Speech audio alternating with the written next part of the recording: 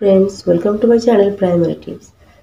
आज के तुम्हारे संगे आलोचना करब क्लास 3 पाताबाहार বইয়ের যে সুনির্মল চক্রবর্তীর কবিতাটি আছে সারাদিন ভালো লাগে কবিতাটির যে লাস্ট পার্টটুকু আছে 9 নম্বর থেকে 16 নম্বর 17 নম্বর পর্যন্ত আজকে আমরা আলোচনা করব। এর আগেও ক্লাস 3 এর ভিডিও দেওয়া আছে, যারা দেখোনি ডেসক্রিপশন বক্স থেকে লিংকগুলো অবশ্যই চেক করে নেবে। আর যারা চ্যানেলটাকে সাবস্ক্রাইব করে অবশ্যই সাপোর্ট করো, আর যারা সাবস্ক্রাইব করে আছে তাদেরকে অসংখ্য ধন্যবাদ।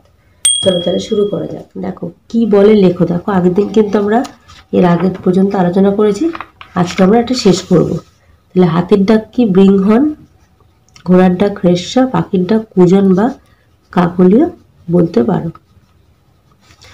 এবার দেখো আমি আঁকি, তুমি সে আর তিনি থাকলে কি লিখবে? তুমি আঁকো, সে আঁকে, তিনি আঁকেন। একের বেশি বোঝানো হয়েছে এমন তিনটি শব্দ কবিতা থেকে খুঁজে নিয়ে লেখো। তাহলে কি হবে? নানা, এই সব, এত সব। শব্দগুলোর অর্থ পার্থক্য দেখাও, যেমন মন কি হবে? হৃদয়, মন হবে ওজনের একক। আশা মানে আগমন হওয়া, আশা মানে প্রত্যাশা। রয় ও ভোরে শব্দ দুটির অন্যরূপ লেখো। তাহলে রয় কি হবে? রহিয়া, ভরে হবে ভরিয়া। এবার বলেছে নির্দেশ অনুযায়ী উত্তর দাও। চাই শব্দটিকে তাকানো ও চাওয়া এই দুটি অর্থে ব্যবহার করে দুটি বাক্য। তাহলে প্রথমটা কি হবে? তাকানো। তাহলে আমি বাঘটির দিকে এক দৃষ্টিতে তাকিয়ে থাকলাম।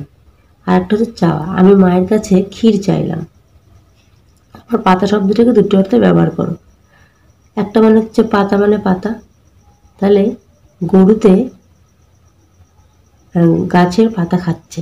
আর একটা পাতা মানে পৃষ্ঠা, তাহলে রামের ভাই পৃষ্ঠার মধ্যে হিজিবিজি আঁকছে। এবার বলেছে বাক্য রচনা। সারাদিন, সারাদিন আমার পড়তে খুব ভালো লাগে। যদিও বাচ্চাদের সারাদিন পড়তে ভালো লাগে না, এটা হচ্ছে একটা বাক্য রচনা, সেই জন্য তোমরা লিখতে পারো। বা সারাদিন তুমি লিখবে সারাদিন আমার খেলাধুলা করতে খুব ভালো লাগে। খাতা, আমি খাতার মধ্যে আঁকতে খুব ভালোবাসি। হিজিবিজি, বাচ্চারা খাতার মধ্যে হিজিবিজি ছবি আঁকে।